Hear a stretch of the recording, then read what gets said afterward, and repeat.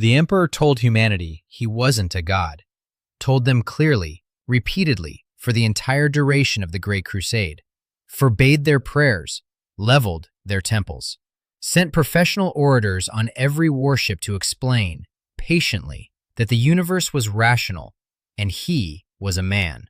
Then he sat on a golden throne for 10,000 years, and when he woke up, the first thing he did was the most Old Testament thing in Warhammer history.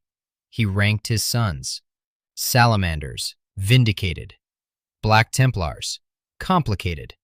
Grey Knights, awkward. Blood Angels, emotionally devastating. Space Wolves, the kid who loves you but won't clean his room. Lamenters, the universe owes them an apology. Every chapter, every verdict, one man who swore he wasn't divine delivering judgment from a golden seat, which is objectively the most God behavior imaginable. Here is what you need to understand before any of this lands. Before the heresy, before the golden throne, before all of it, the Emperor ran something called the Imperial Truth. Not a suggestion, a doctrine. An enforced philosophical mandate covering every inch of the Great Crusade's expansion across the galaxy. The Imperial Truth stated, plainly, there are no gods. There is no supernatural. The universe operates on rational principles, and humanity must govern itself by reason, science, and collective will, not by superstition, not by religion, and absolutely not by worship of the Emperor himself. He meant that last part specifically, personally, with effort.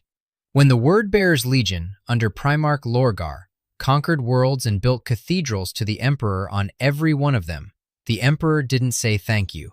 He sent the Ultramarines to the planet Kur, razed Lorgar's capital city of Monarchia to the ground, then came in person to humiliate Lorgar in front of his entire legion, made him kneel. The doctrine was enforced by iterators, professional orators trained by Malcador the Sigillite, deployed with every expeditionary fleet. Backed by the Elucidators, the Sisters of Silence, the Legio Custodes. The Emperor had destroyed the last church on Terra personally during the Unification Wars and watched it burn in a canonical short story called The Last Church. He wasn't philosophically flexible on this point. Then Lorgar, furious, humiliated, desperate, discovered that gods actually do exist, just not the ones the Emperor wanted, and the rest is the Horus Heresy. 3 loyal legions were betrayed at the drop site massacre on Istvan V. Sanguinius died. Horus died. The Emperor was mortally wounded on Horus's flagship, the Vengeful Spirit, and interred on the Golden Throne around 005 M31. His body began to decay, his consciousness fragmented. Historically, a minimum of 1,000 psychers were sacrificed daily to keep him functional and the Astronomicon lit. And without him around to enforce the Imperial Truth, something entirely predictable happened. Lorgar had written the Lectitio Divinitatis during the Great Crusade, a sacred text on the Emperor's own divinity. That document became the foundational scripture of the emerging imperial cult. By M32, the cult was institutionalized across the Imperium. By M41, the Imperial Truth itself was classified as heresy, punishable by death at the hands of the ecclesiarchy. The doctrine the Emperor created to free humanity from superstition had been replaced, empire-wide, by the worship of the Emperor as a literal god. His atheist manifesto became the thing you could be executed for believing. That is the yardstick. Every verdict that follows is measured against it. The Emperor's physical state is confirmed. Immobile on the Golden Throne, body decaying, consciousness fragmented but present. He sustains the Astronomicon, a psychic beacon enabling warp navigation across roughly 70,000 light-years, and holds closed a damaged webway portal beneath the Imperial Palace. Around 999 M41, one of his sons actually returned. Roboute Guilliman, resurrected through Eldar intervention, who traveled to Terra and met with the Emperor before declaring himself Lord Commander and Imperial Regent. What passed between them in that room is genuinely ambiguous. Guilliman's own memory of the meeting rearranges itself every time he recalls it, and the custodian Trajan Valorous, standing right next to him, experienced it entirely differently, seeing only the emperor's light with no theatrics. The emperor's consciousness communicates in something that isn't quite language and not quite silence. The verdicts, then, one chapter at a time. Sons of Vulcan. The Salamanders were nearly annihilated at the drop site massacre on Isstvan V in the opening stages of the Horus Heresy. 3 loyal legions, Iron Hands, Salamanders, Raven Guard, were surrounded and massacred by traitor forces who had feigned alliance.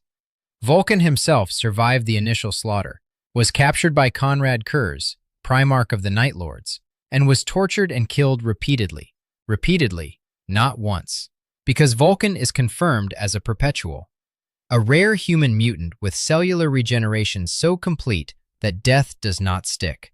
He was killed in creative and sustained ways by Kurz and kept coming back. He eventually escaped.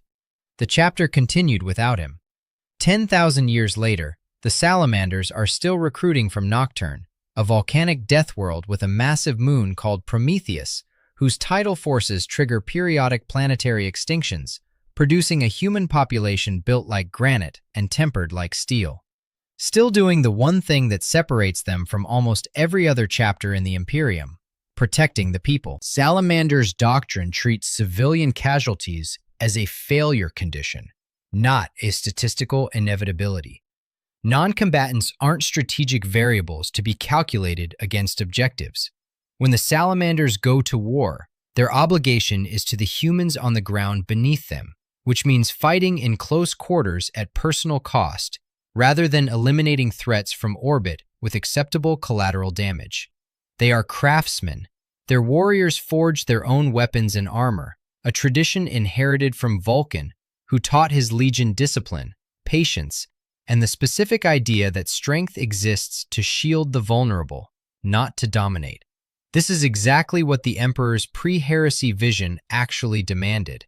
The Imperial Truth was built around the premise that humanity was worth preserving, that the Great Crusade existed to reunite scattered human civilizations, to end the horrors of the Age of Strife, to make human life worth living again. Vulcan's philosophy was service to humanity because humanity matters, not service to the Emperor because the Emperor commands it.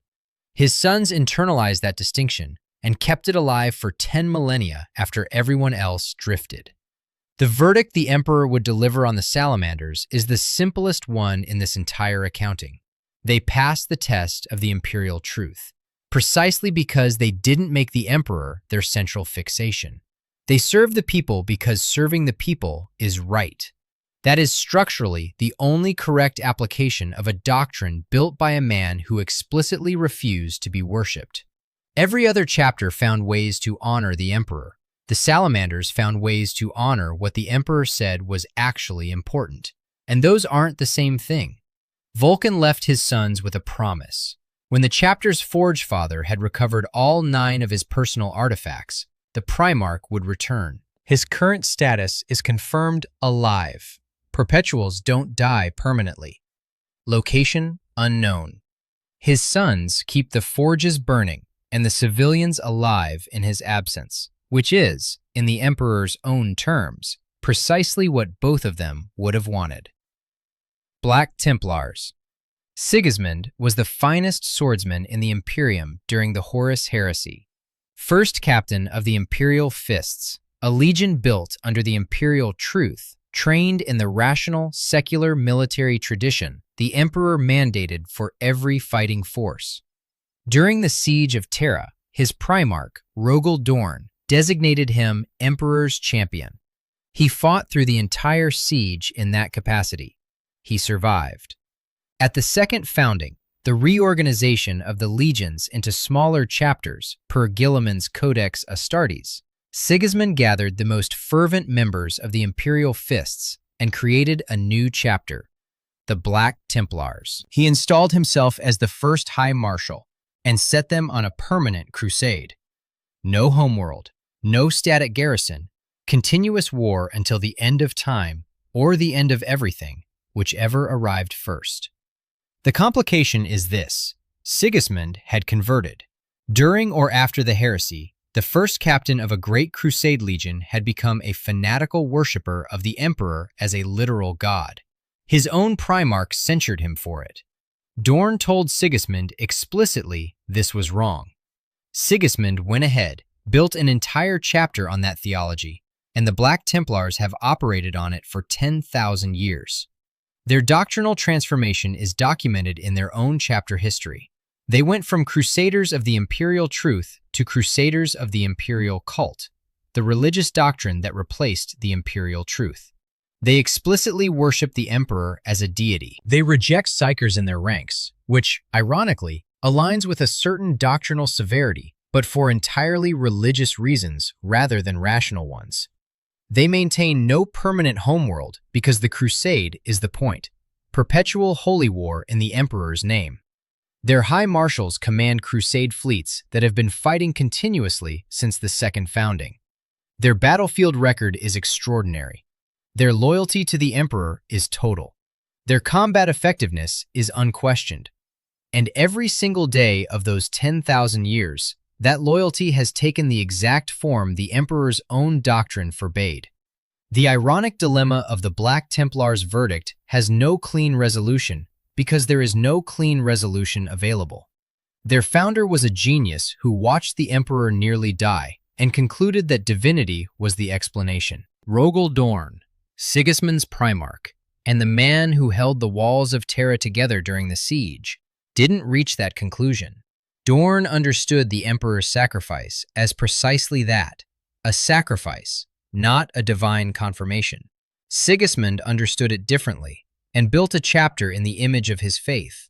That chapter has been prosecuting holy war in the Emperor's name with unmatched ferocity for 100 centuries. The theological problem is inseparable from the military value. The combat loyalty is real, and the doctrinal violation is real, and they are the same thing, the same impulse, the same belief in the Emperor's absolute importance, expressed in two directions simultaneously. The Emperor gets the chapter he needs on the battlefield, and the chapter he explicitly prohibited in the doctrine, both wrapped in the same black armor, carrying the same banner. Whatever verdict the Emperor delivers on the Black Templars, it can't be simple. Sigismund earned his censure from Dorn and his results from history in equal measure, and the chapter he left behind carries both inheritances without apology. The Black Templars are simultaneously the Emperor's most disobedient sons and his most devoted fighters. That distinction, that impossibility, is the verdict. Blood Angels, Commander Dante, Sanguinius, the most beloved of the Primarchs, the Angel, went to face Horus on the vengeful spirit before the Emperor arrived. He knew what he was walking into. He went anyway.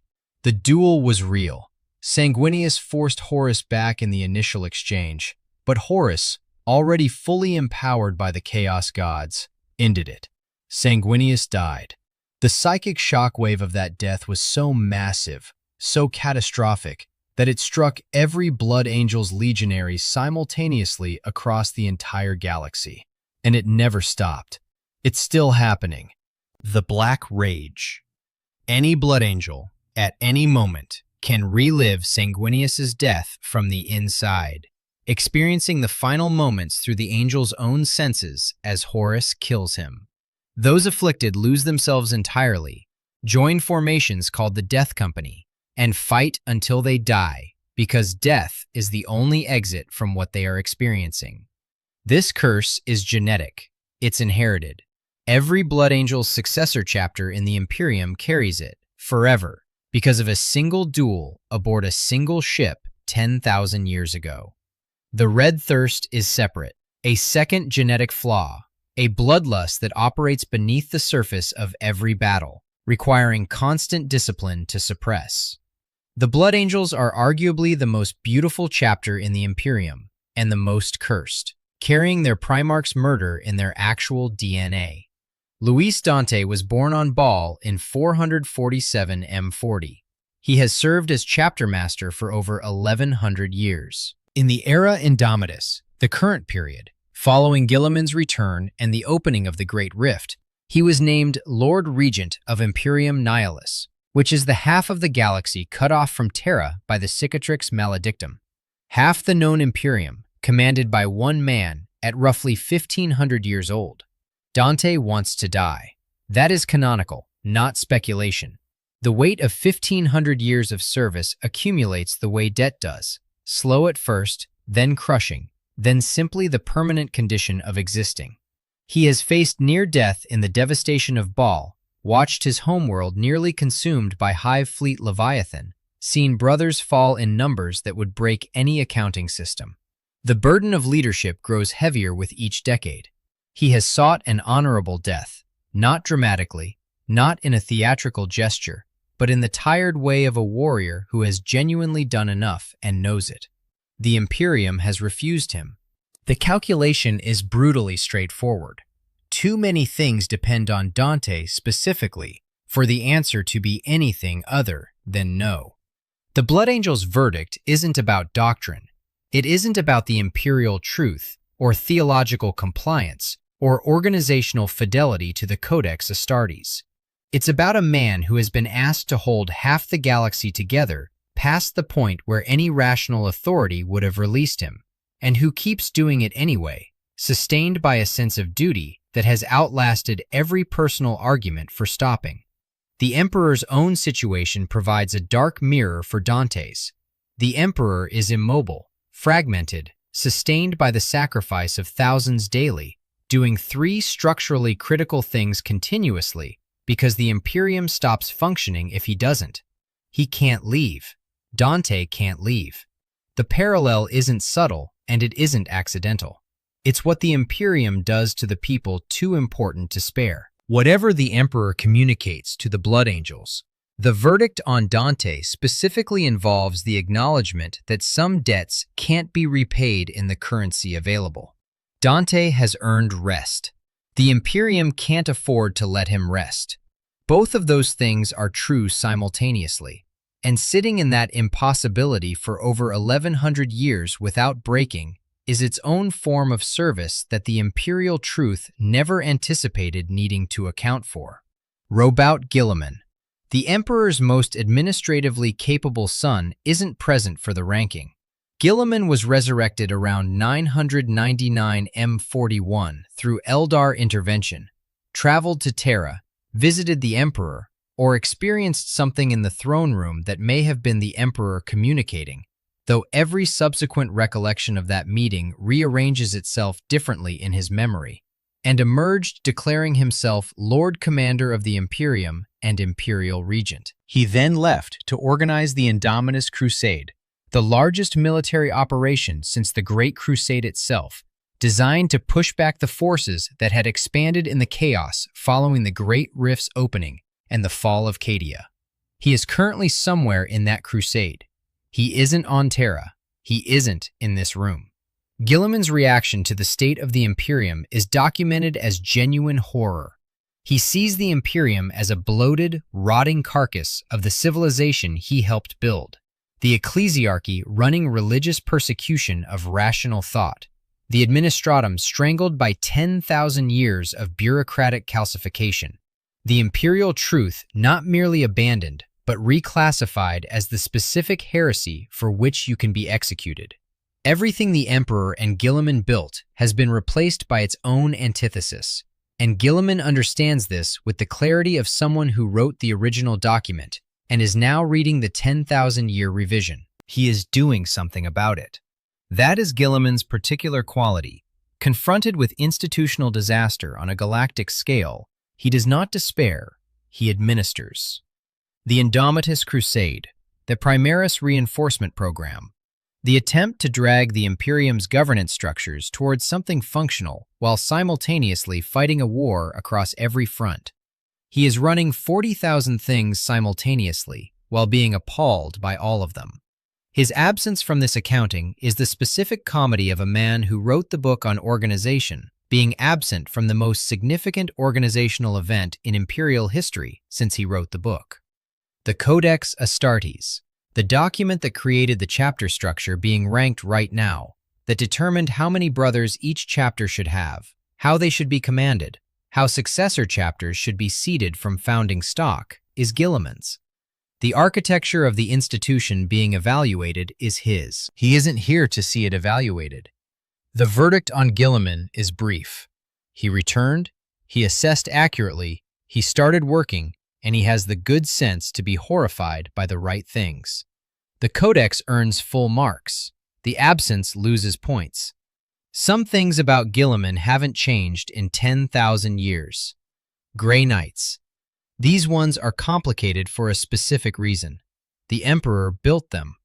During the final days of the Horus Heresy, anticipating the demonic threats that would follow the war, the Emperor directed Malcador the Sigillite to find suitable candidates. Space Marines with psychic ability and psychological resilience sufficient to fight demons in secret, without the wider Imperium knowing they existed. Malcador selected 8. They were installed on the moon Titan. They became the Grey Knights, formally recognized as the 666th chapter at the second founding. Every Grey Knight is a powerful psyker. This creates a structural irony of the First Order. The Emperor built a force of psychic warrior monks as his most direct post-heresy creation, inside a civilization where uncontrolled psychic ability is treated as a potential death sentence, and psychers are monitored with institutional suspicion. The Sisters of Silence exist to suppress psyker activity. The Inquisition hunts unauthorized psychic practitioners.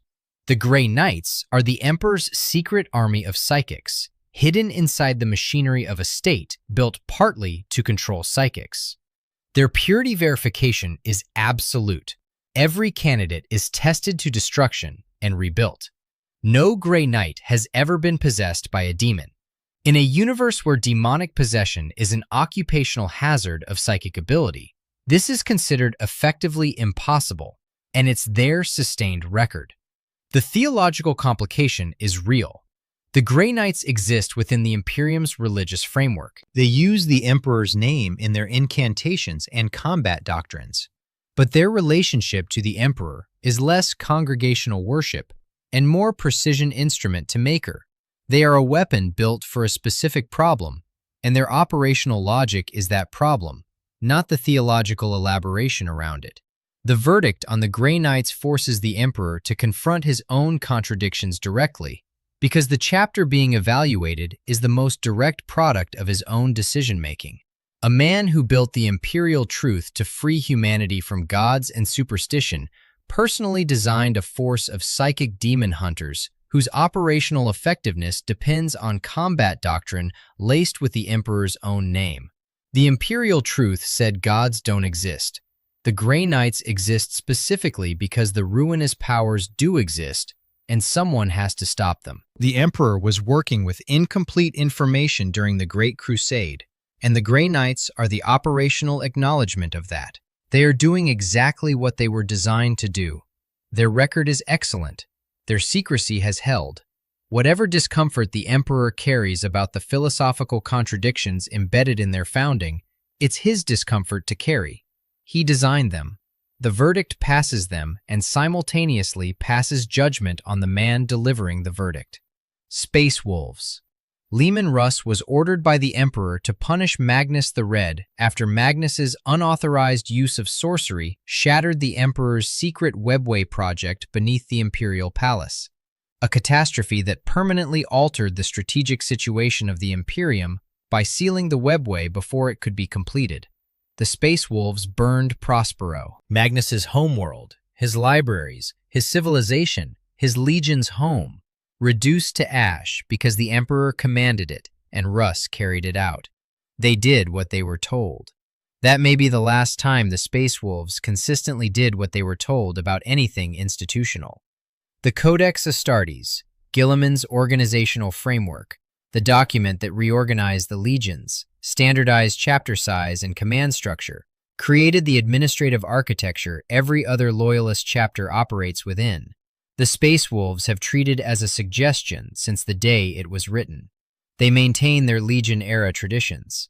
Fenrisian warrior culture shapes everything. Sagas, ritual feasting, wolf companions. ceremonial traditions that function as a religion, whether officially classified as one or not. The Space Wolves have their own cosmology, their own spiritual framework, their own relationship to death and honor and fate. It isn't the Imperial Truth. It's older than the Imperium.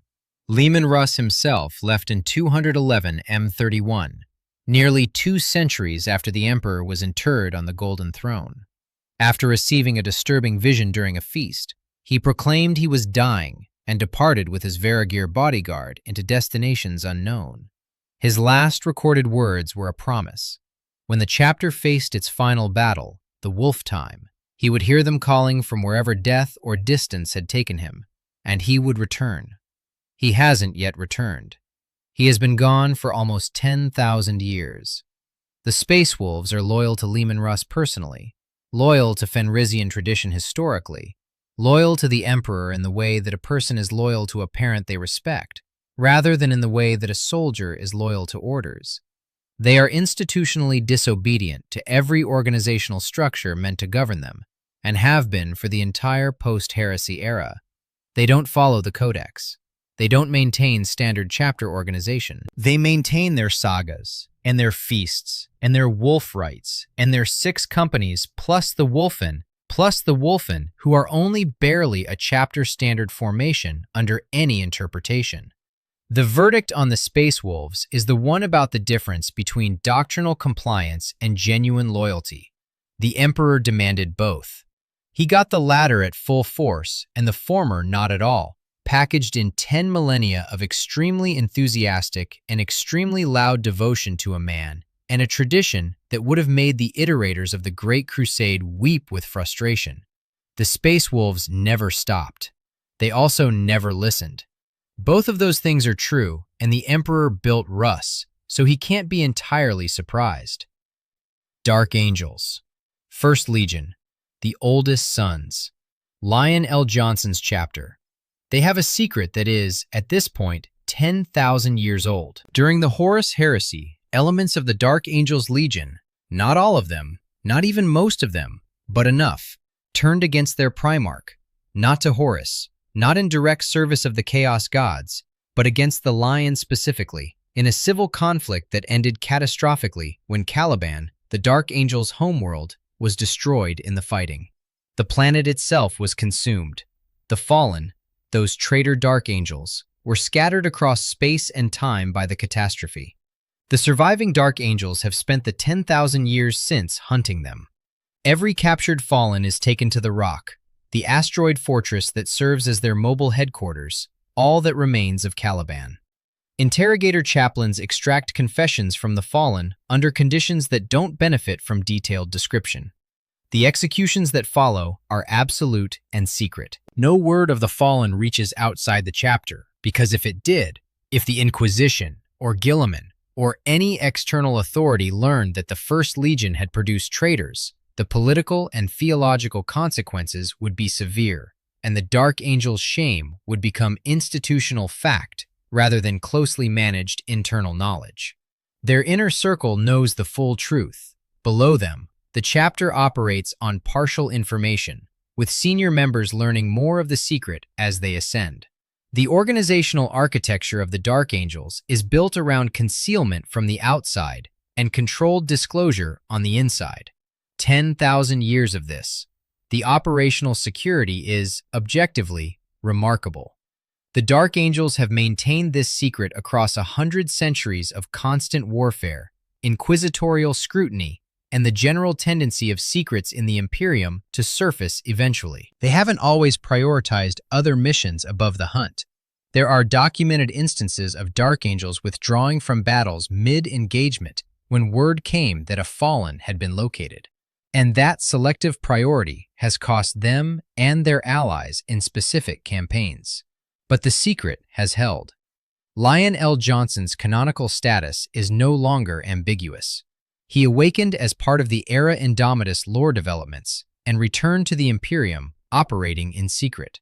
His sons hunted the Fallen in his name for 10,000 years without knowing he was coming back. They carried a shame their Primarch never authorized them to carry on his behalf. The verdict on the Dark Angels involves the distinction between concealment and betrayal. The fallen were a betrayal. The concealment was a response to a betrayal, sustained with extraordinary discipline for an extraordinary duration. The chapter didn't create the problem. They inherited it, managed it internally, and prevented it from becoming a justification for their destruction by external authorities. The judgments the Emperor might pass on what was done in the Rock's interrogation chambers to extract those confessions are separate from the judgment on the secret itself, and that separation is uncomfortable, which is probably appropriate. Iron Hands.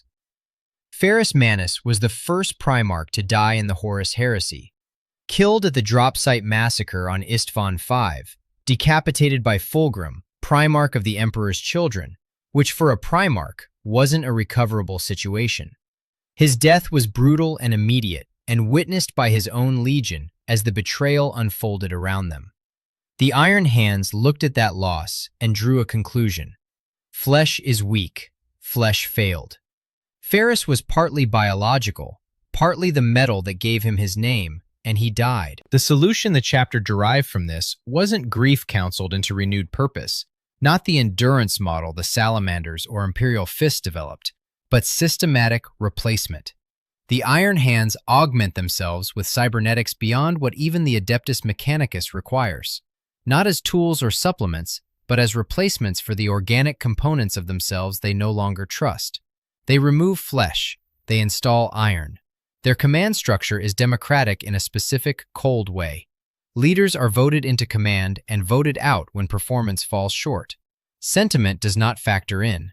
In some documented combat scenarios, their wounded are killed rather than extracted for treatment because extraction carries logistical cost and the wounded can't fight at full capacity. This isn't barbarism in their operational framework. This is efficiency. The Iron Hands are extremely effective. They are also the chapter that most visibly resolved grief by amputating the capacity for the thing that caused the grief. 10,000 years of that resolution has produced warriors of extraordinary capability and a chapter culture in which the original emotional wound, watching Ferrus Manus die, is still shaping every decision, not because they discuss it, but because they never did. The verdict on the Iron Hands is about what happens when a chapter treats its own trauma as an engineering problem. The Emperor's Imperial Truth valued reason and the rejection of irrational impulse, but not at the cost of the humanity it was designed to protect. The Iron Hands resolve the irrationality of grief by reducing their capacity for grief, which is a rational solution to the wrong problem. The effectiveness is real. The cost of it, in what the chapter has excised from itself over 10 millennia, is also real. Imperial Fists. Rogal Dorn built things, fortifications specifically, with a genius for defensive architecture that no other Primarch matched. The walls of the Imperial Palace that held during the Siege of Terra, that held against Horus's combined forces long enough for the Emperor to reach the vengeful spirit, are Dorn's work. His sons held those walls. Dorn's fate isn't confirmed dead with certainty. He died or disappeared during a Black Crusade approximately a century after the Horus Heresy. Only his hand was recovered, kept as a relic by the Imperial Fists. His death was in battle, which suited the man who had spent his entire career preparing to make death in battle count for something. The Imperial Fists comply with the Codex Astartes. They garrison Terra. They maintain the defensive traditions Dorn established, the Pain Gloves included. Initiates sit with hands inside a device that generates pain while cataloging the experience with total psychological stillness, which is either hazing or training, depending on how you define the difference between those two things. Their mission coherence over 10,000 years is essentially complete. The ironic theological note on the Imperial Fists is that Rogal Dorn is the genetic grandfather of the Black Templars. Dorn censured Sigismund personally for converting to emperor worship during the Heresy. Then Sigismund founded the Black Templars, and those Black Templars are Dorn's successors. Sons of sons operating on a theology their spiritual grandfather explicitly opposed. The chain runs. Emperor forbids worship. Dorn enforces the prohibition. Sigismund defies it. Sigismund builds a chapter on it. That chapter carries Dorn's gene seed for 10,000 years of holy war. The Imperial Truth's most direct institutional opponent was seeded from the Imperial Truth's most directly compliant surviving chapter. Dorn held the walls. His sons held the walls. The verdict notes the irony of the succession and moves on, because some things can't be resolved cleanly, and this is one of them. White scars. Jagatai Khan's sons are fast, not as a secondary feature, as the philosophical foundation of every tactical and cultural decision the White Scars make. Speed is the principle.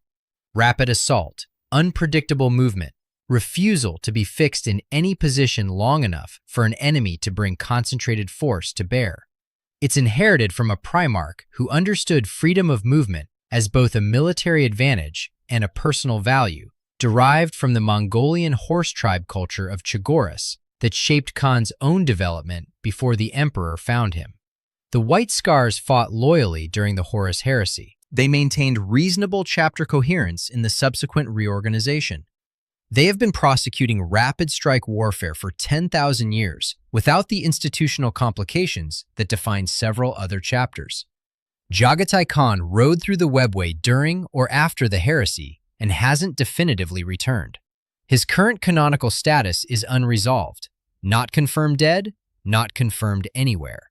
His sons don't know where he is. They ride in his tradition while he is absent, which is perhaps the most Jagatai Khan thing imaginable. The verdict on the White Scars is straightforward and brief, because the White Scars are, among the major chapters, relatively uncomplicated, loyal, effective, doctrinally coherent, and waiting for a Primarch who went on a very long and very fast detour into a pocket dimension with no announced return date. Raven Guard. Corvus Corax freed slaves on Lycius before the Emperor found him. His Primarch identity was built on liberation, from oppression, from fixed positions, from the visible presence that makes a target. The Raven Guard inherited all of it: stealth doctrine, precision strikes, minimum footprint, maximum disruption. At Istvan V, the Raven Guard were nearly annihilated. After the massacre, Corax received directly from the Emperor the secrets of accelerated Primarch creation, gene techniques meant to rebuild his shattered legion faster than conventional recruitment could manage. He used them. The results were grotesque.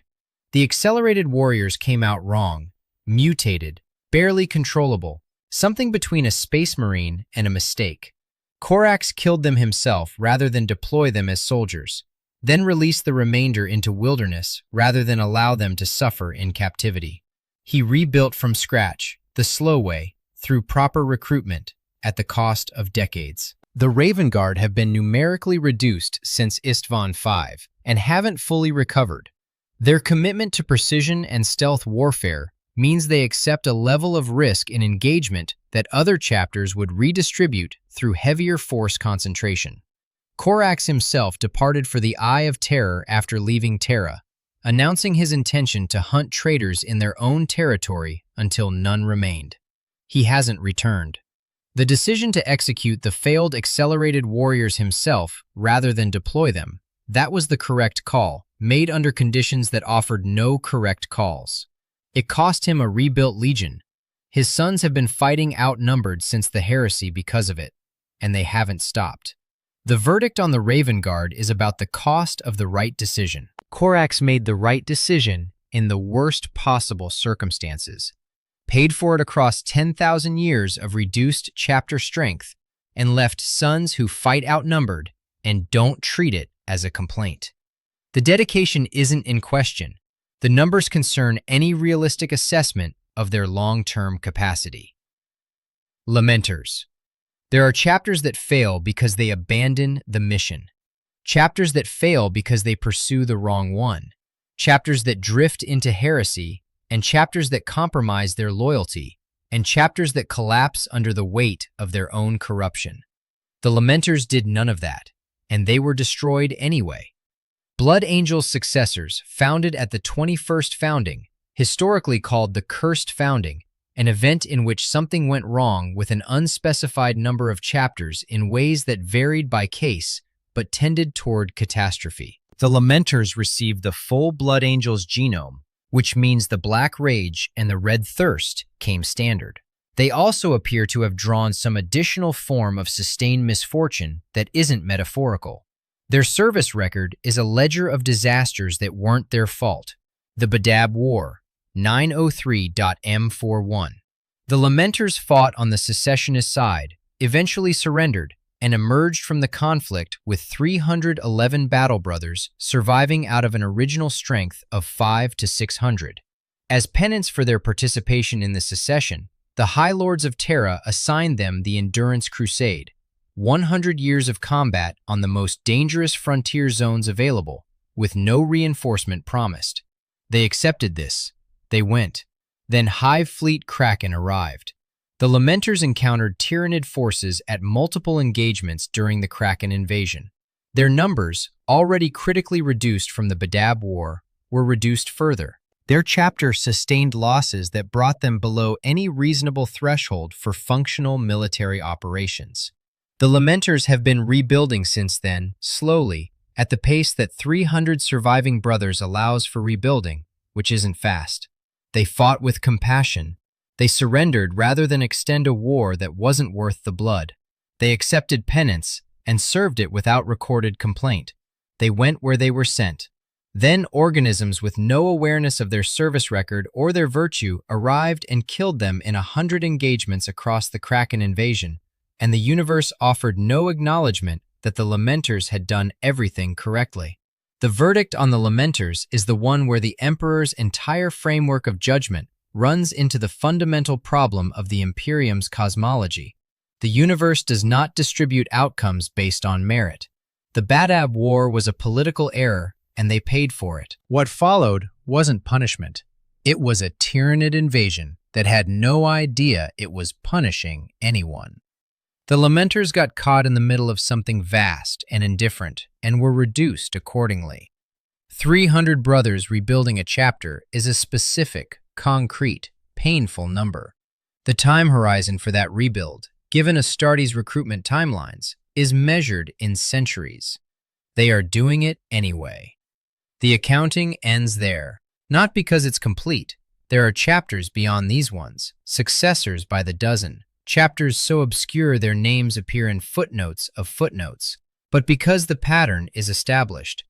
The Imperial Truth was the Emperor's promise to humanity.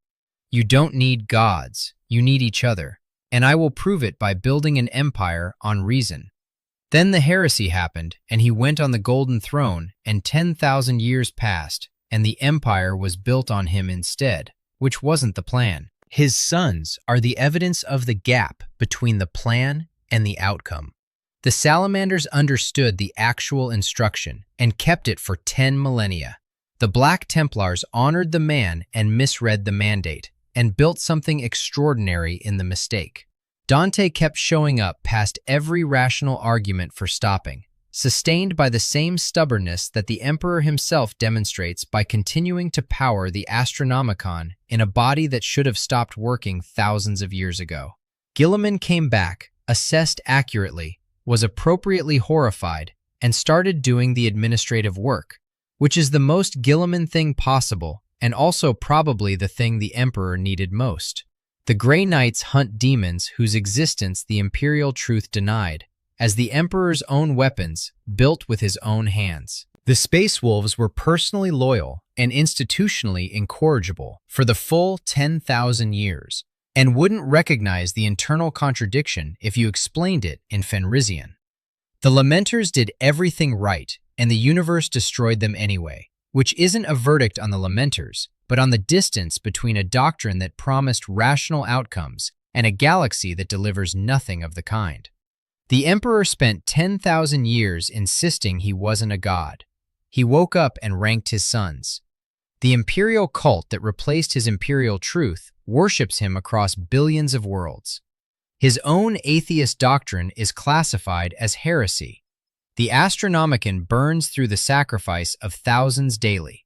The Webway project that would have freed humanity from warp travel, the Project Lorgar indirectly destroyed by starting a chain of events that ended with the Heresy, is still an open breach he holds closed with continuous will. Whatever the correct label is for a being who has powered a galaxy's navigation system for 10,000 years on will and sacrifice, who holds closed a wound in the architecture of the universe, who woke up and delivered judgment on every chapter that carries his genetic legacy, that label is complicated.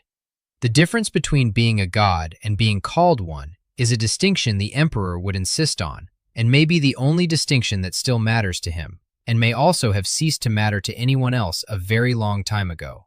Most of them were trying. That is the finding underneath all the verdicts.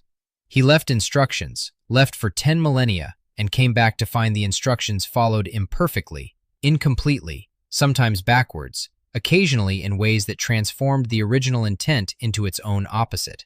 The Black Rage still hits. Dante still holds Nihilus. Leman Russ promised to return for the Wolf Time, which hasn't yet arrived. The Dark Angels are still hunting. The Lamenters are still rebuilding. Most of them were trying. That is more than he expected and more than the Imperium deserves credit for. And the fact that it's true doesn't resolve any of the contradictions. It just makes them bearable. Subscribe for more stories like this.